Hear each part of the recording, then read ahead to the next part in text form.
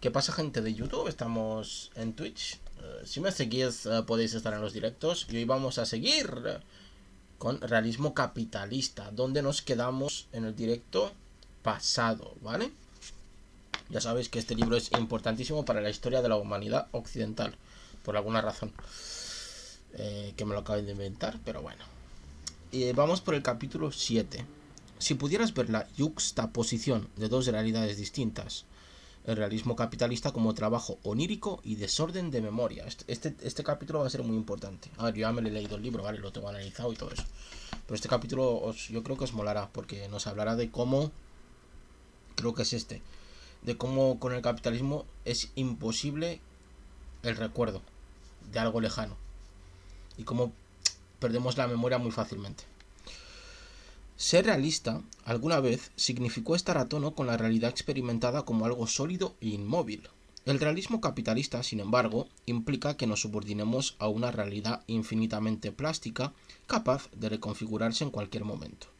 Estamos frente a lo que Jameson, en el ensayo Las antinomias de la posmodernidad, llamó un presente puramente fungible en el que el espacio y las psiques pueden reprocesarse y rehacerse a discreción. La realidad de la que estamos hablando es parecida a la multiplicidad de un menú de opciones disponible para un archivo digital en el que ninguna decisión es conclusiva. Siempre son posibles las revisiones y en cualquier momento se puede volver a un momento anterior de la historia del archivo. El gerente medio al que hice referencia en el capítulo anterior hacía una especie de arte de esta adaptación a una realidad fungible. Aseveraba con toda la confianza un relato lleno de optimismo sobre el instituto y su futuro, sobre qué resultados podrían tener las inspecciones, sobre lo que estaban pensando los de arriba, etc. Y al día siguiente, literalmente con total desparpajo, nos lanzaba una afirmación por completo contraria, ¿vale? No se trataba de ninguna manera de repudiar sus dichos previos, más bien parecía no acordarse de haber propuesto otra versión de las cosas en el pasado inmediato. Supongo que eso es precisamente una buena gerencia. También es quizás la única forma de mantenerse en buena salud en medio de la inestabilidad del capitalismo. Digamos que este gerente era entonces un modelo radiante de salud mental. De todo su ser se desprendía la bonhomia fraterna de quien repite «Buenos días, señorita, buenos días tenga usted», al cruzarse con alguna profesora. Solo es posible mantener tanta alegría con una ausencia casi total de reflexividad crítica y con una capacidad interminable, como la que tenía este hombre, para aceptar de modo cínico cualquier directiva de la autoridad burocrática. El cinismo de la aceptación es lo esencial. De ella depende la preservación de la imagen del izquierdista de la década de 1960, el viejo izquierdista que no cree realmente en el proceso de auditorías que al mismo tiempo hacía cumplir con pulcritud. Este desplazamiento obedece a la distinción entre la actitud subjetiva interna y el comportamiento exterior al que ya me he referido. En su actitud subjetiva interna, el gerente es hostil e incluso contestatario en su perspectiva sobre los procedimientos burocráticos que supervisa, pero en su conducta exterior es perfectamente complaciente.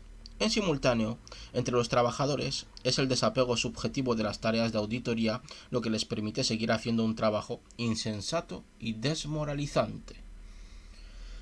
Vamos, que hay como una especie de hipocresía generalizada, ¿vale?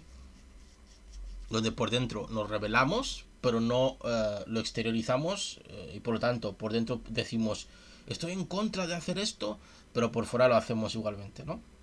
La capacidad del gerente para pasar sin fisuras de un plano a otro de la realidad me recordaba el libro La Rueda Celeste de Úrsula Le Guin. No he leído la Rueda Celeste, pero Úrsula K. Le Guin es la hostia, ¿vale? Una autora de fantasía, ciencia ficción que os recomiendo enormemente. La novela trata acerca de George Orr, un hombre cuyos sueños literalmente se vuelven realidad, al estilo del mejor cuento de hadas. A medida que se cumplen sus deseos, el relato se vuelve traumático y catastrófico. Por ejemplo, cuando el Dr. Haber, el terapeuta de Orr, lo induce a soñar con una solución para el problema de la sobrepoblación, el protagonista se despierta en un mundo en el que millones de personas acaban de morir por una plaga. En su lectura de la novela, Jameson describe esta plaga como un evento hasta ese momento inexistente que rápidamente encuentra lugar en nuestra memoria cronológica del pasado reciente. Gran parte de la eficacia de la novela radica en cómo se plasman estas fabulaciones retrospectivas cuya mecánica nos resulta a la vez tan familiar. porque la ejercitamos cada noche al dormirnos y tan extraña. ¿Cómo podríamos creer en relatos sucesivos o coextensivos que se contradicen de modo tan obvio? Y sin embargo, por Kant, por Nietzsche y por el psicoanálisis, sabemos que estar despiertos es una experiencia que depende de múltiples relatos, tanto como los que caben en el sueño. Si lo real es insoportable, cualquier realidad que seamos capaces de construir no será más que un tejido de inconsistencias. Lo que diferencia a Kant, Nietzsche y Freud del cansador cliché de que la vida es sueño es el sentido de que dichas fabulaciones son consensuadas. La idea de que el mundo en el que vivimos es una ilusión solipsista que se proyecta desde el interior de nuestra mente nos resulta consoladora más que perturbadora. Es una idea conforme a nuestras fantasías infantiles de omnipotencia. Pero en cambio, el pensamiento de que nuestra llamada interioridad debe su existencia al consenso ficcionalizado siempre tiene una cierta carga siniestra. Y este nivel siniestro extra es lo que registra Le Guin en La Rueda Celeste, cuando los sueños que tuercen la realidad de Orr son vistos por otros. El terapeuta Haber, que intenta manipular y controlar la capacidad de Orr, y la abogada Heather Lelach. ¿Cómo es, entonces, vivir a través del sueño de otro que se vuelve real? Haber no podía decir palabra. Lo sentía. El giro, el cambio, lo que venía. La mujer también lo sentía y parecía atemorizada. Apretando una medalla contra su cuello como si fuera un talismán, miraba todo con horror y vértigo a través de la ventana. ¿Qué iba a pensar la mujer? ¿Entendería? ¿Se volvería loca? ¿Qué iba a hacer? ¿Se quedaría con dos líneas de recuerdos separadas, como le ocurrió a él, una real y una nueva? ¿O una vieja y una real? ¿Se vuelve loca la mujer? En absoluto. Después de un momento de fuga psíquica y asombro, Heather Lelach acepta el nuevo mundo como el real y oculta el punto de sutura entre ambos. La estrategia de aceptar lo inconmensurable y lo insensato sin hacer cuestionamientos fue siempre la técnica ejemplar de la sanidad, y es una estrategia con un rol específico dentro del capitalismo tardío, en el que todo lo que alguna vez fue puede retocarse rápidamente, en el que la construcción y destrucción de ficciones sociales funciona a la velocidad de la producción y distribución de mercancías. En estas condiciones de precariedad ontológica, el olvido se convierte en una estrategia de adaptación.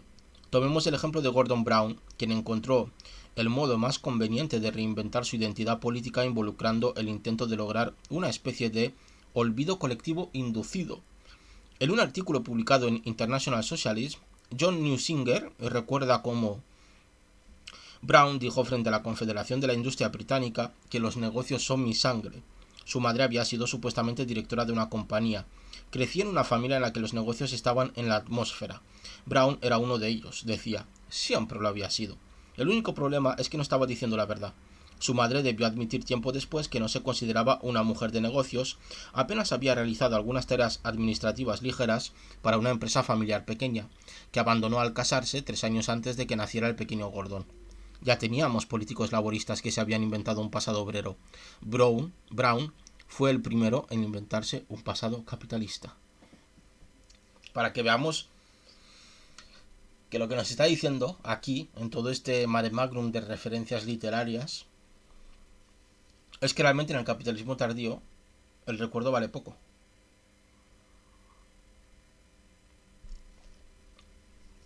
Y que una manera que tenemos nosotros de cabalgar en las contradicciones que vemos día a día es olvidar el ayer. Porque si olvidas el ayer hay menos contradicciones, por ejemplo, entre lo que dices y lo que haces, o en la realidad que tú percibes y la realidad que realmente es, ¿no? Newsinger establece un contraste entre Brown y su rival y predecesor, Tony Blair, cuyo caso es muy distinto. Blair era un espectáculo extraño de mesianismo posmoderno. Jamás tuvo creencias firmes de las que debiera arrepentirse luego. Brown, por el contrario, con su movimiento del socialismo presbiteriano al pináculo del laborismo, debió encarar un proceso doloroso de autorrepudio y desmentida. Para Blair, abrazar el neoliberalismo fue fácil, porque no tenía creencias anteriores contra las que luchar, según Newsinger. Para Brown, en cambio, abrazar el credo lo llevó a un deliberado cambio de ideas. El esfuerzo le provocó daño, es de creer. Blair era el último hombre de Nietzsche, por naturaleza y por inclinación. Brown tuvo que convertirse en el último hombre, el enano en el final de la historia, por la pura fuerza de su voluntad. Blair era aburrido e indiferente, el hombre de afuera que el partido necesitaba para volver al poder, el vendedor de humo con la cara histérica de un guasón. La reinvención imposible de Brown, por el contrario, es lo que el partido debió afrontar. Su compungida risa falsa fue el correlato objetivo de un laborismo que capituló por completo frente a los imperativos del realismo capitalista. Eviscerado y sin vísceras, desalmado y lleno de simulacros. Simulacros que alguna vez fueron relucientes y que ahora tienen el aspecto de una computadora cuando se cumplen 10 años de su fecha de lanzamiento. En nuestras condiciones es posible hacer un upgrade de la identidad y la realidad tanto como el software que usamos.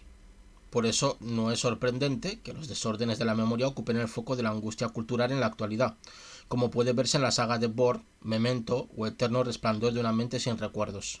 He visto Bourne y he visto Memento, recomendadísimas. La del Eterno Resplandor me la apunto.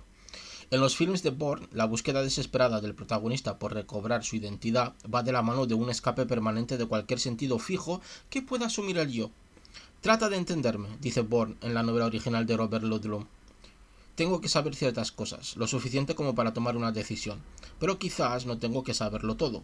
Una parte de mí tiene que poder escaparse, desaparecer si llega a ser necesario.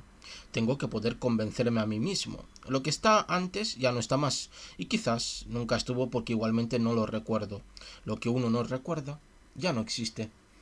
Esto me hace recordar la revisitación que estamos haciendo, sobre todo a nivel mercantil y cultural, del pasado mediante los remakes, que los remakes no son más que lo que nosotros nos contamos en el presente sobre el recuerdo que tenemos del pasado, de una película, por ejemplo, ¿no? Nosotros recordamos Cazafantasmas, cómo fue, ¿vale? Cómo nos sentimos cuando la vimos, por ejemplo, la primera vez. Y el remake es simplemente una apropiación de eso y una revisitación desde el presente a esos recuerdos, ¿vale? Y además es como olvidamos el pasado, ¿vale? Y a la vez lo añoramos y lo olvidamos constantemente, es posible que el capitalismo tardío posibilita que ese pasado se coja y se sirva en el presente como mercancía de consumo, ¿vale? Para recordarnos lo que nosotros habíamos olvidado recordar de el pasado, ¿no? De cuando vimos, por ejemplo, Cazafantasmas. Entonces lo que hace el remake es vendernos otra vez el mismo recuerdo o los mismos sentimientos. En realidad no lo hace, es decir, no lo consigue, pero promete vendernos los mismos sentimientos, los mismos recuerdos que cuando vimos la original la primera vez que la vimos, ¿no? Entonces nuestros recuerdos al final se convierten en otra mercancía más. El nomadismo transnacional de Bourne aparece en un estilo cortado y ultra rápido, una especie de antimemoria que vuelca al espectador al vertiginoso presente continuo que, según Jameson, caracteriza la posmodernidad. La trama compleja de las novelas de Ludlum se transforma en una serie de evanescentes eventos cifra cuyos protagonistas son muñequitos de juguete que apenas si logran formar una narrativa coherente. Despojado de historia personal, Bourne carece de memoria narrativa, pero conserva lo que podría llamarse la memoria formal, una memoria de técnicas, prácticas y acciones, literalmente encarnada en un conjunto de tics y reflejos físicos. Esta memoria dañada se puede parangonar con el modo de la nostalgia posmoderna que describió Jameson, un tipo de nostalgia en la que la referencia al presente o incluso al futuro al nivel del contenido oscurece la posibilidad de confiar en modelos establecidos o anticuados al nivel de la forma. Por un lado, nuestra cultura privilegia lo presente y lo inmediato. La anulación de largo plazo se extiende tanto hacia atrás como hacia adelante en el tiempo. Por ejemplo, un tema monopoliza la atención de los noticieros durante una semana, luego se olvida. Por otro lado, nuestra cultura es excesivamente nostálgica, proclive a la retrospectiva, incapaz de generar novedades auténticas. Este rasgo del análisis de Jameson, la identificación de la antinomia temporal, puede ser su contribución más importante a la comprensión de nuestra cultura posmoderna posfordista. La paradoja que debemos presentar, afirma en su ensayo Las antinomias de la posmodernidad, es la equivalencia entre una velocidad de cambio sin precedentes en todos los niveles de la vida social y una estandarización de todo, sentimientos y bienes de consumo, lenguaje y espacio construido, que parecería incompatible con esa mutabilidad. De lo que nos damos cuenta entonces es de que ninguna sociedad ha estado nunca tan estandarizada como esta, y de que la corriente de temporalidad humana, social e histórica no ha fluido nunca de un modo tan homogéneo. Lo que empezamos a sentir ahora, y lo que empieza a emerger como una constitución más profunda y fundamental de la posmodernidad misma, al menos en su dimensión temporal, es que de ahora en adelante, cuando todo se someta al perpetuo cambio de la moda y a la imagen en los media, nada puede cambiar ya nunca más. Este es apenas otro ejemplo de la lucha entre las fuerzas de desterritorialización y reterritorialización que, según Deleuze y Guattari, es constitutiva del capitalismo. No sería sorprendente que la inestabilidad política y económica resultara en un deseo de volver a las formas culturales familiares, así como vuelven los reflejos de Born. El desorden de la memoria inherente a esta situación es también la enfermedad que sobrelleva Leonard en Memento. En teoría, una forma de amnesia puramente anterrógrada. En este caso, los recuerdos previos al estallido de la enfermedad quedan intactos, pero los pacientes no pueden formar nuevos recuerdos en su memoria de largo plazo. Por eso lo nuevo les resulta hostil, escapadizo, imposible, y el paciente trata de refugiarse en la seguridad de lo viejo y lo conocido. La imposibilidad de formar recuerdos nuevos. Una definición concisa del impasse postmoderno. Por eso guardamos todo en fotos. De hecho, las redes sociales tienen mucho que ver con la imposibilidad que tenemos de, como dice aquí, de formar nuevos recuerdos. Porque como tenemos la inmediatez de las redes sociales que atrapan esos momentos que nosotros deberíamos de crearnos un recuerdo sobre ellos, pues al final dejamos de recordar, ¿no? Dejamos de crear nuevos recuerdos. Si los desórdenes de la memoria ofrecen una analogía para los glitches del realismo capitalista, el modelo para su funcionamiento sin fisuras sería el trabajo onírico. Al soñar olvidamos, pero también olvidamos que olvidamos. Las discontinuidades y lagunas quedan borradas como con Photoshop. No nos perturban ni atormentan. El trabajo onírico produce una coherencia fantasiosa que cubre las anomalías y las contradicciones. A eso se refería Wendy Brown al afirmar que el mejor modelo para entender las formas contemporáneas del poder es justamente el del trabajo onírico.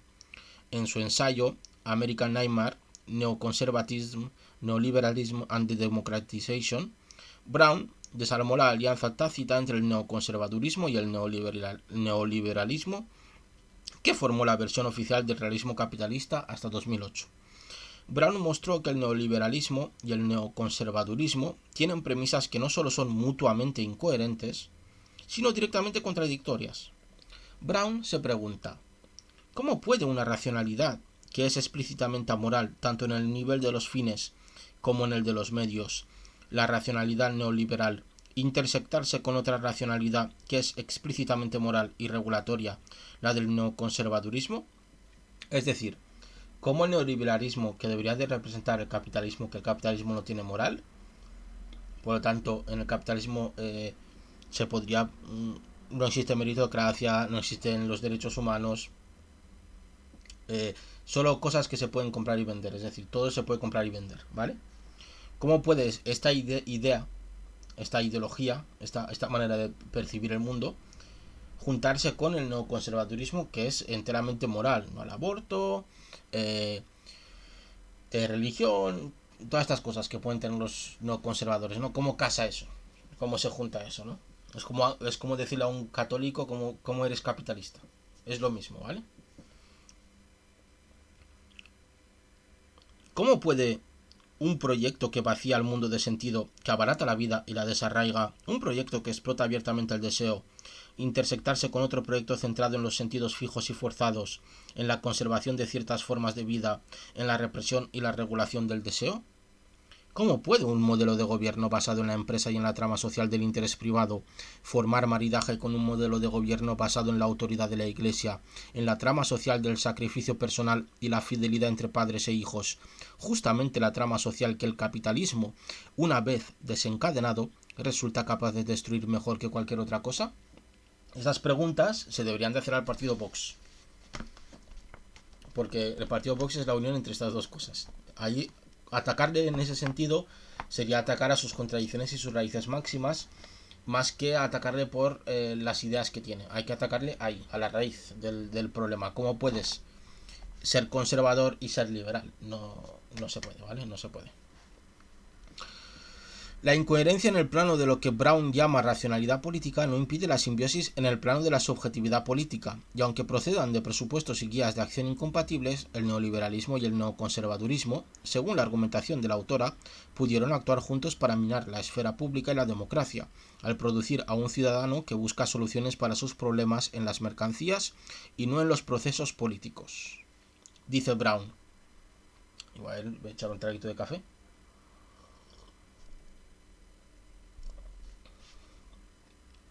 Oh, que lo tomo solo y sin azúcar y madre mía. Y me gusta, pero El sujeto que elige mercancías y el sujeto gobernado no son opuestos ni mucho menos. Tanto los intelectuales de la escuela de Frankfurt como Platón, antes que ellos, habían teorizado sobre la compatibilidad abierta entre la elección individual y la dominación política. Estos filósofos presentaron descripciones de los sujetos democráticos dispuestos a soportar la tiranía política o el autoritarismo, precisamente porque están insertos en un dominio que les provee distintas opciones en el plano de la satisfacción de necesidades y que erróneamente identifican con la libertad. Si extrapolamos sutilmente los argumentos de Brown, podemos hipotetizar que lo que mantuvo unida la bizarra síntesis de neoconservadurismo y neoliberalismo no fue otra cosa que el espantapájaros con el que peleaban ambos, su común objeto de abominación, por decirlo así. ¿Cuál es? El llamado nanny state. Que el término nanny state fue acuñado en el Reino Unido durante los años 60 para referirse críticamente al tipo de Estado que regula la vida de los habitantes en temas vinculados con el bienestar y la salud. El vocablo nanny, niñera, alude a cierta incapacidad infantil de los ciudadanos, quienes no podrían velar por su seguridad de modo autónomo. Llamado nanny state y sus servicios adjuntos. Pero el neoliberalismo, aunque presume de una retórica antiestado, en la práctica no se opone al Estado de por sí, como lo demuestran los salvatajes bancarios de 2008, sino a un empleo particular de los fondos públicos. Al mismo tiempo, el Estado fuerte del neoconservadurismo debe limitarse a las funciones militares y policiales, y definirse contra el estado de bienestar que con sus subsidios y beneficios supuestamente socava el sentido de la responsabilidad en el individuo. Y aquí acaba este maravilloso capítulo. Vamos a ver si me da tiempo a leer el siguiente. Sí, vamos a leer el siguiente también. Hoy leemos dos, ¿qué os parece? Muy interesante lo que nos está contando. Vamos con el capítulo 8. No existe algo así como una operadora central. Así se titula el capítulo 8. Aunque ya fue ampliamente diezmado por el tándem neoliberalismo y neoconservadurismo, el nanny state sigue siendo el concepto capaz de asustar al realismo capitalista. El fantasma del Estado grande sigue desempeñando un rol libidinal esencial. Ahí está para que se lo culpe de su fracaso para actuar como un poder centralizado, de la misma manera en que Thomas Hardy se enfurecía contra Dios por no existir. Repetidamente dice James Meck en un artículo para la London Review of Books sobre la privatización del agua en el Reino Unido, tanto los gobiernos conservadores como los laboristas han comprobado que cuando delegan servicios públicos en empresas privadas y dichas compañías fracasan, los votantes tienden a culpar al gobierno por haber delegado los servicios y no a las empresas mismas. Atentos a esto, es decir, que a los gobiernos no les conviene delegar. Meek visitó Tewkesbury, creo que se pronuncia así, no lo sé, en 2007, un año después de que la ciudad sufriera una grave inundación. Era evidente que las causas de la inundación debían hallarse en los errores de las empresas de agua y de las constructoras, pero lo que encontró Meek fue que esa no era la percepción común de los habitantes. En Tewkesbury escribió: hay más hostilidad hacia el gobierno, el concejo y la agencia de medio ambiente por no haber parado a las constructoras que hacia las constructoras mismas y sus clientes.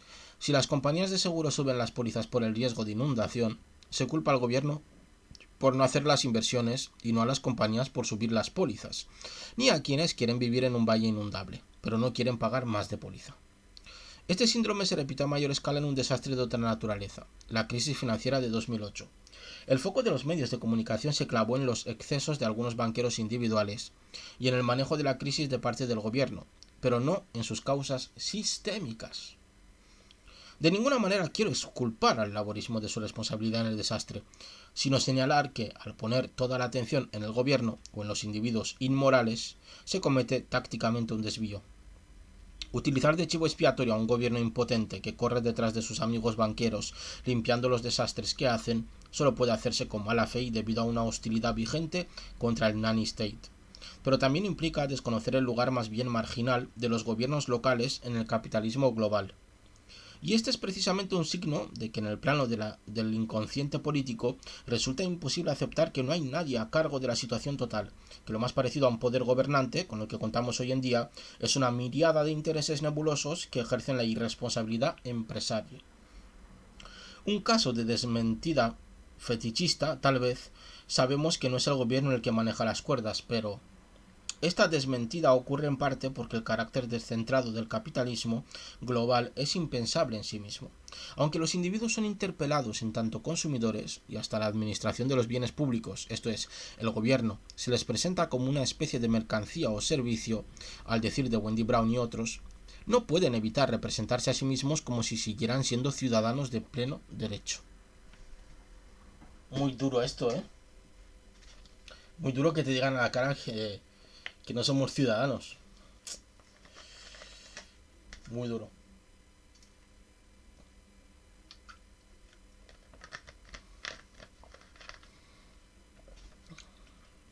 Un encuentro cercano con el call center de una empresa es lo más parecido a una experiencia directa y personal del carácter descentrado del capitalismo.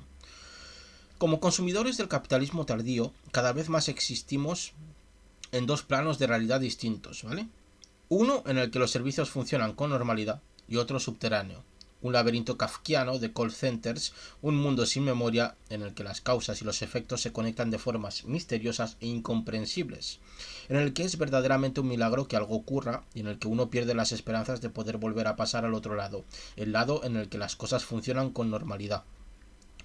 ¿Qué mejor ejemplo del fracaso del neoliberalismo desde su propio punto de vista, es decir, desde el punto de vista de las relaciones públicas, que el call center? Y sin embargo, la universalidad de las malas experiencias con los call centers no hace temblar el presupuesto de que el capitalismo es intrínsecamente eficiente, como si el problema no fuera al final más que una consecuencia sistémica de la lógica del capital que en su fijación con la extracción de beneficios no permite concretar una venta por teléfono. Duro esto también va a golpe, al capitalismo, que va de guay, de que sabe gestionar las cosas y luego te crea call centers. Como siempre se dice, y lo sabéis, y lo sabemos todos, es muy fácil contratar un servicio. Sencillísimo, ¿a que sí? ¿Cuán dificultoso? No sé si existe dificultoso. ¿Cuán difícil es darse de baja de ese servicio, verdad? Pues eso no lo hace el Estado, ¿eh? Eso lo hace el capitalismo, eso lo hace una empresa privada, para que veáis. Burocracia, la oscuridad que hay por debajo, el laberinto, el capitalismo es incapaz de gestionarse bien a sí mismo. La experiencia del call center rezuma la fenomenología política del capitalismo tardío, el aburrimiento y la frustración a través de la cadena de representantes, la repetición de los mismos detalles grises de parte de diferentes operarios con pobre entrenamiento y poca información, la rabia que se va formando y que resulta en impotencia porque no tiene un objeto legítimo, porque el cliente en realidad se da cuenta de lo obvio, que nadie sabe qué hay que hacer y nadie haría nada incluso si pudiera hacerlo. La rabia no es más que una válvula de escape, agresión en el vacío dirigida contra una víctima anónima igual que uno, pero con la que no existe ninguna posibilidad de establecer empatía. Desprovisto de objeto, el enojo tampoco tiene efectos. Esta experiencia de un sistema que no responde, un sistema impersonal, sin centro, abstracto y fragmentario, es la experiencia más cercana que podemos tener de una confrontación con la estupidez artificial del capital en sí mismo. La angustia del call center es un ejemplo más de que se malentienda a Kafka si se lo toma meramente como el novelista del totalitarismo tradicional. La burocracia del estalinismo de mercado es muchísimo más kafkiana que la antigua burocracia tendida alrededor de una autoridad central. Habría que releer, por ejemplo, la farsa triste del encuentro de K con el sistema telefónico del castillo, una siniestra anticipación de la experiencia del call center. No existe algo así como una operadora central que comunique con el castillo y le haga llegar nuestras llamadas. Cuando alguien trata de comunicarse con el castillo desde aquí, suenan los teléfonos en todos los departamentos, o mejor dicho, sonarían si la mayoría de los departamentos no dejaran los teléfonos descolgados como sé bien que hacen. Algún empleado cansado alguna que otra vez puede colgar un teléfono, tal vez sintiendo que necesita distracción, especialmente de noche o durante las tardes. Entonces alguien responde del otro lado, pero se trata evidentemente de una respuesta en broma, a efectos prácticos. Y es así por muy buenas razones. Porque, ¿quién podría tomar la responsabilidad de interrumpir, en el medio de la noche, el trabajo extremadamente importante que nos consume todo el tiempo con un mensaje relacionado con sus propios problemas privados? No puedo comprender que alguien de afuera pueda ni siquiera imaginarse que cuando trata de llamar a Sordini, por ejemplo, sea Sordini mismo quien recibe la llamada. La respuesta de K es un adelanto de la frustración del individuo perdido en el laberinto del call center. Y aunque la mayoría de las conversaciones con los operarios resulten insensatas casi hasta el dadaísmo, los operarios mismos no merecen que se los trate como seres insignificantes. No sabía que era así, dijo K. No podía estar al tanto de todas estas particularidades. Pero de todas maneras no tuve mucha esperanza con las llamadas telefónicas y siempre tuve conciencia de que las únicas cosas importantes son las que ocurren en el castillo. No, replicó el superintendente marcando la palabra con dureza. Estas respuestas que llegan del castillo ciertamente tienen un sentido. ¿Cómo no iban a tenerlo? ¿Cómo un mensaje de parte de un funcionario del castillo podría ser insignificante?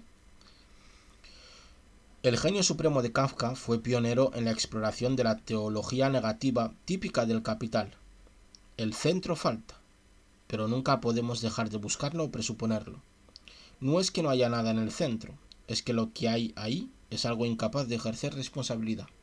Es decir, falta una autoridad. Pero no debemos presuponer que falta. Porque además, si encontramos esa autoridad dentro del capitalismo, vemos que no ejerce ninguna responsabilidad. Un artículo de Campbell Jones titulado El sujeto supuesto del reciclaje aborda el mismo problema desde otro ángulo. Al plantear la cuestión de quién es el sujeto que en teoría debe reciclar, Jones desnaturaliza un imperativo tan aceptado hoy en día que resistirlo parece algo insensato, además de antiético. Todos supuestamente debemos reciclar. Nadie debería resistir este mandamiento más allá de los distintos colores políticos. Voy a dar un trago de agua porque se me está yendo la voz.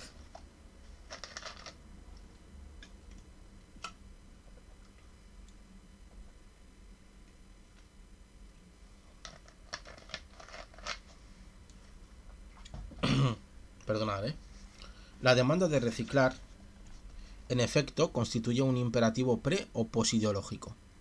En otras palabras, el imperativo ocupa el lugar en el que la ideología justamente funciona. Pero el sujeto del reciclaje, argumenta Jones, supuestamente no recicla, según presupone la estructura. Al hacer que el reciclaje sea responsabilidad de todos, la estructura contrae su propia responsabilidad, la deriva en los consumidores, la invisibiliza. ¿Entendemos esto? Es decir, lo que está diciendo aquí es, si decimos que el reciclaje es responsabilidad de todos, por lo tanto, no podemos atacar a nadie y decir, no, tú tienes más responsabilidad.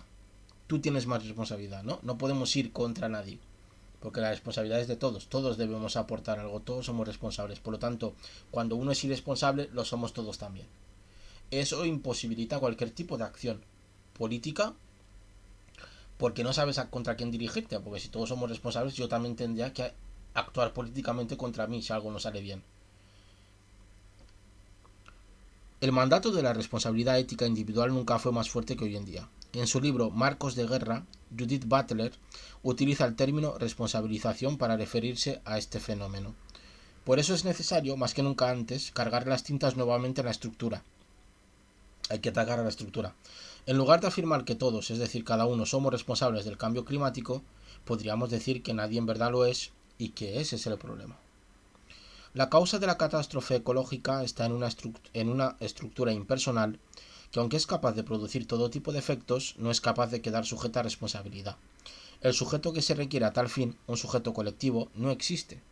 Pero la crisis, una crisis global como todas las que enfrentamos en la actualidad, necesita que lo construyamos.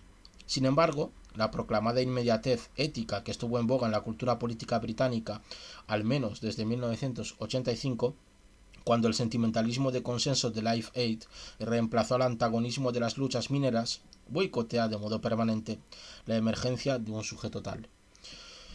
El análisis que Armin Verungen hizo del film The Parallax View de Alan Pakula de 1974, aborda puntos similares. Según Beverungen, la película provee una especie de diagrama del modo en que un cierto modelo ético de negocios termina mal. Y el problema principal es que el modelo ético basado en la responsabilidad individual, compartido por la mayor parte de las tendencias intelectuales al interior de la filosofía moral, cuenta con poca prédica sobre la conducta del capital o las corporaciones. The Parallax View es, en un cierto sentido, un film sobre una metaconspiración. El tema de la política no es una conspiración concreta, sino la imposibilidad de descubrir cualquier conspiración, o peor aún, la manera en la que algunas investigaciones pueden darle aire a las conspiraciones que supuestamente intentan descubrir. No se trata solo de que el personaje de Warren Beatty caiga en una trampa y muera asesinado por el crimen que estaba investigando, que su persona y su trabajo caigan bajo un solo disparo de un asesino pagado por la empresa. Se trata de que, como observa Jameson en su comentario del film en la estética geopolítica, su misma tenacidad, su individualismo cuasi sociopático, lo vuelven una presa fácil. El clima terrorífico en The Parallax View, cuando la silueta del anónimo asesino de Beta aparece contra el espacio blanco de la migraña, desde mi punto de vista rima con la puerta abierta al final de un film muy distinto, The Truman Show de Peter Weir. La puerta en el horizonte abierta sobre un espacio negro en este caso connota una ruptura en un universo marcado por el determinismo más estricto, la apertura de una nada de la que depende la libertad existencial. En cambio, la puerta abierta al final de The Parallax View se abre sobre un mundo organizado y controlado conspiracionalmente, tan lejos como el ojo puede ver. La figura anónima con un rifle en una puerta es lo más cerca que estamos de ver la conspiración en sí misma. En The Parallax View, la conspiración nunca da cuenta de sí. Nunca se focaliza en un único individuo maligno. Si bien presumimos que se trata de intereses corporativos, los intereses tanto como los motivos de la conspiración nunca aparecen articulados, ni siquiera tal vez para o por aquellos realmente implicados. ¿Quién sabe en realidad lo que quiere la corporación Parallax? Está situada justamente en un paralaje entre política y economía. ¿Es una fachada comercial para un hervidero de intereses políticos? ¿O es más bien al revés? El gobierno entero no es más que una fachada de la corporación. No se sabe en verdad si la corporación existe. Es más, no se sabe si su objetivo es dar la impresión de que no existe o de que existe. Y es verdad que hay conspiraciones en el capitalismo, pero el problema es que solo son posibles por las estructuras subyacentes que les permiten funcionar. Es decir, que no son actos individuales, ¿vale? Es decir, cada conspiración tiene su estructura. ¿Alguien cree, por ejemplo, que mejorarían las cosas si reemplazáramos a todos los cuadros gerenciales de las empresas y los bancos con un nuevo conglomerado de mejores personas? Por el contrario, es obvio que es la estructura la que genera los vicios, y que mientras permanezca, los vicios se reproducirán. Por ejemplo, ¿alguien cree que la policía pega menos porque tengamos un gobierno de coalición ultra progresista? El acierto de Pácula es haber sabido plasmar la impersonalidad y el tejido de sombras propio de la conspiración corporativa. Como observa Jameson, lo que Pácula sabe capturar en The Parallax View es una particular tonalidad afectiva típica de las corporaciones. Para los participantes de la conspiración, sorge, preocupación, es una cuestión de confianza y sonrisas. La única preocupación importante no es personal sino corporativa, es la preocupación por la vitalidad de la red o de la institución, una distracción o desaprensión desencarnada en el espacio ausente de la organización colectiva, pero sin el tendido de conjeturas que le quita energía a las víctimas. Estas personas saben y pueden, por lo tanto, invertir su presencia como personajes en un juego de atención intenso a la vez que complaciente, cuyo centro de gravedad está en otra parte, un rapto de intencionalidad que es a la vez desinterés. Pero este tipo especial de preocupación despersonalizada también conlleva su propio tipo de angustia, ella también inconsciente y corporativa, sin consecuencias para los villanos individuales. Sin consecuencias para los villanos individuales. Como resuena hoy en día esta frase después de las muertes de Jean-Charles de Meneses y Ian Tomlinson después del fiasco de la crisis bancaria. Lo que Jameson describe en este pasaje es el capullo mortificante de la estructura corporativa, que mutila tanto como protege, que descascara y agujerea y afantasma a los directivos. Se asegura de que su atención esté siempre desplazada, que no puedan escuchar. El engaño de tantas personas que empiezan a trabajar como gerentes con grandes esperanzas es creer que ellos sí pueden cambiar las cosas, que no cometerán los mismos errores que criticaban de sus propios gerentes, que esta vez todo será diferente. Pero hay que mirar a cualquiera que haya sido promovido a un cargo gerencial para observar qué ocurre. La petrificación gris del poder no tarda mucho en avanzar. Prácticamente es posible palpar cómo el poder va quedándose con el cuerpo de una persona y escuchar los juicios vacíos de sentido con los que el poder habla a través de ella. Por eso sería un error tratar de imponer a la fuerza la responsabilidad ética individual que la estructura corporativa desplaza. Esta es la tentación de la ética que, como observó Zizek, el sistema capitalista utilizó en su beneficio para protegerse en medio de la crisis financiera. La estrategia fue culpar a los individuos supuestamente patológicos, los que abusan del sistema, más que al sistema mismo. Pero esta evasión es en verdad un procedimiento en dos pasos. No se menciona la estructura hasta que se la invoca, implícita o abiertamente, en el punto en el que los individuos que pertenecen a la estructura corporativa pueden en efecto ser castigados.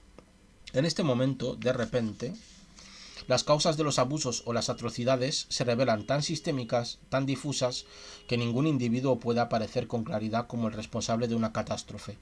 Esto fue lo que ocurrió con el desastre de Hillsborough, con el escándalo de Jean Charles de Benesses y en muchos otros casos. Pero este impasse, la idea de que solo los individuos físicos pueden ser considerados éticamente responsables, mientras que la causa de algunos errores y abusos es corporativa, sistémica, no es solo una forma de disimulo, es una indicación de lo que falta en el capitalismo. ¿Qué organismos son capaces de regular y controlar la estructura impersonal de las corporaciones?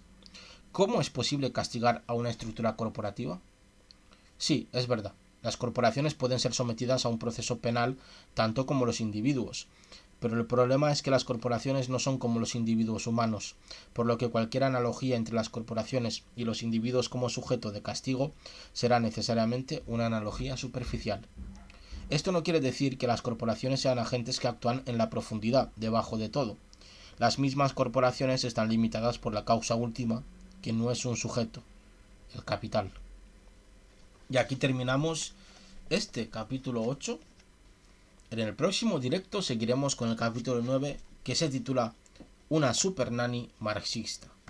Un título sugerente y que creo que es el último capítulo. Sí. Luego vienen dos apéndices que ya veremos si los leemos o no.